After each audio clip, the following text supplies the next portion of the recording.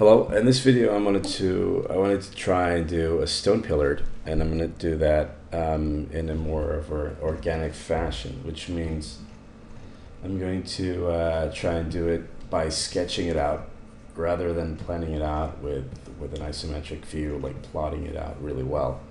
I'm going to avoid the isometric view as well because that's very, when you do that, it tends to lock you into that sort of line or blind perspective. I mean, it does, because otherwise it would not be isometric perspective, but everything tends to come out a bit blocky. So I want to do this different approach, which is more of a normal conical perspective, or what you would call, in this case, a 2-point perspective. See what that looks like. And I'm not using a mouse, I'm using a tablet, so that means that my lines are going to be probably a little bit more organic than if you were to do it with a mouse, even though it doesn't really mean anything. It's just that I tend to be more pencil-like if I'm using the pen rather than the mouse.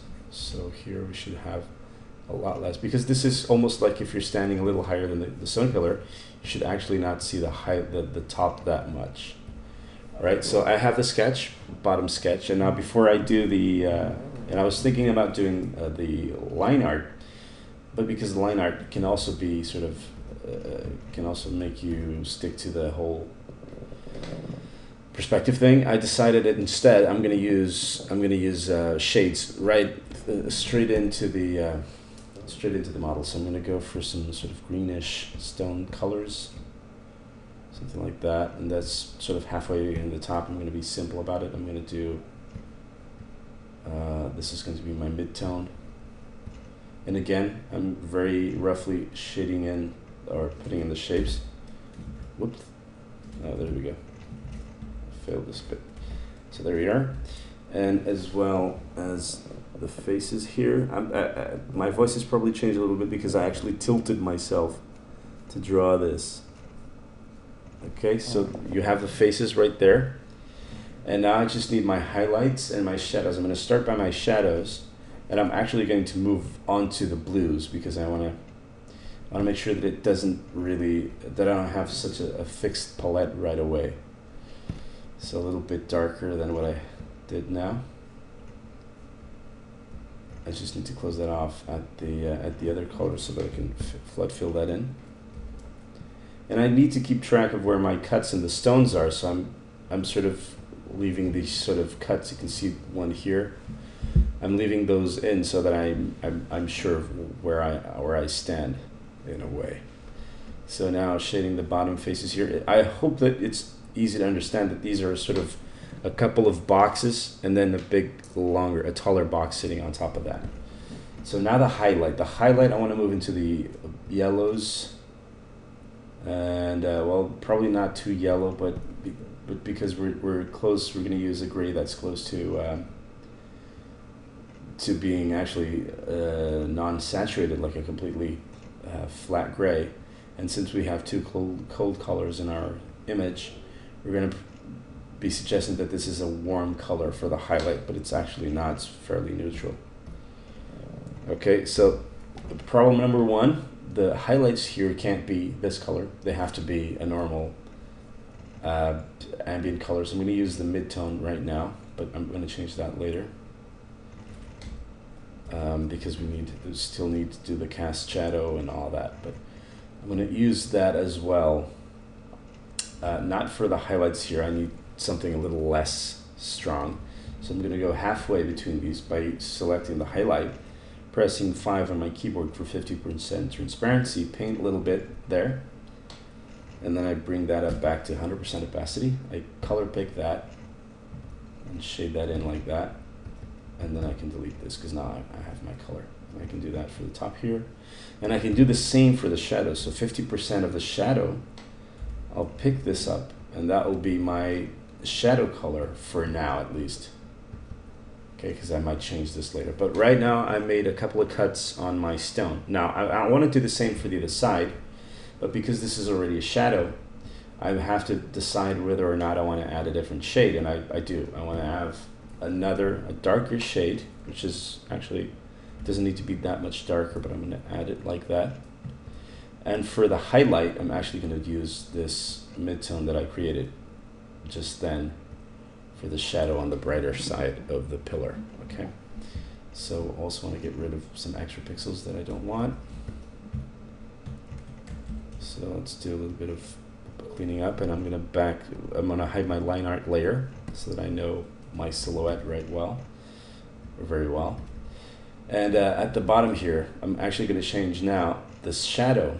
I'm going to change it to the shadow that I have at the top there. You see it, because now it doesn't contrast so much with the dark side. I keep saying dark side, and it's huge. It annoys me that it refers so much to Star Wars, but anyway. So my stones right now are uneven because the top two are a little thinner than the bottom one, and that I could actually capitalize on that. I could probably move this up a little bit. So now it's a completely decorative pillar, and so I just duplicate these down like that. So now it's a decorative pillar. It's not really made up with the same size rocks, and that gives room for some weird decorations, like it could have something carved in, and I'm using the edges that are facing towards the lip part a little brighter, and the edges that are facing away, I make them a little darker so that you get that sense of carved in. Then maybe some motives in here, but I don't know what for now. So I'll just leave it like that. Or maybe you could have, so just sort of break it, I could have it cut into two pieces, for example. Like have that, and for example, just duplicate that over to the top.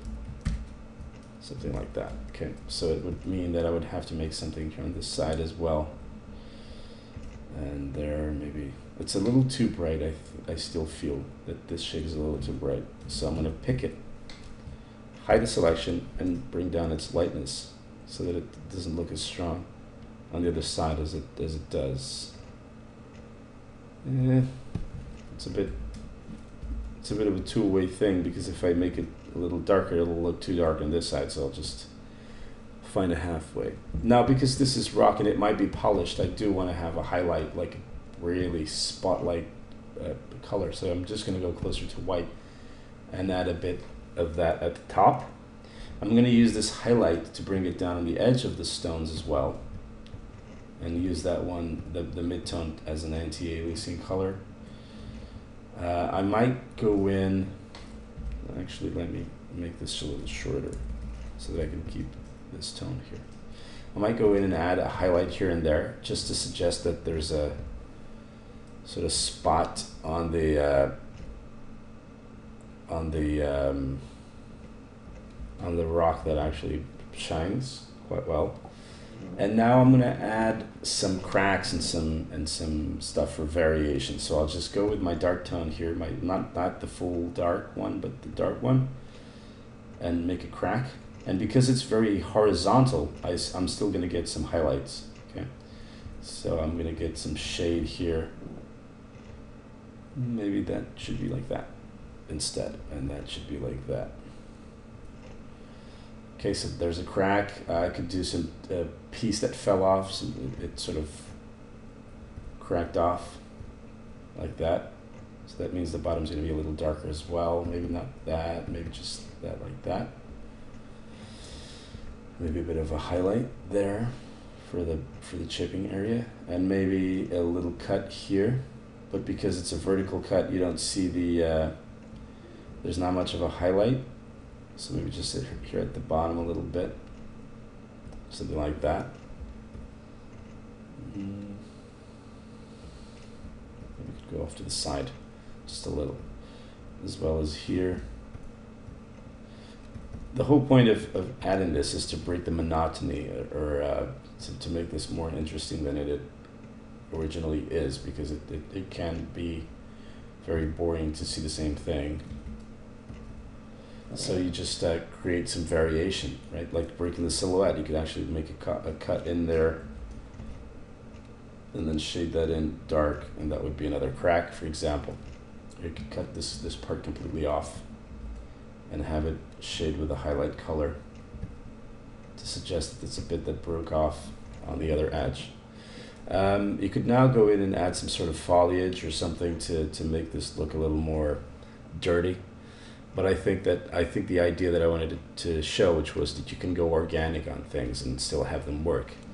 I think I've made that point. I hope you enjoyed this. I'll see you guys later.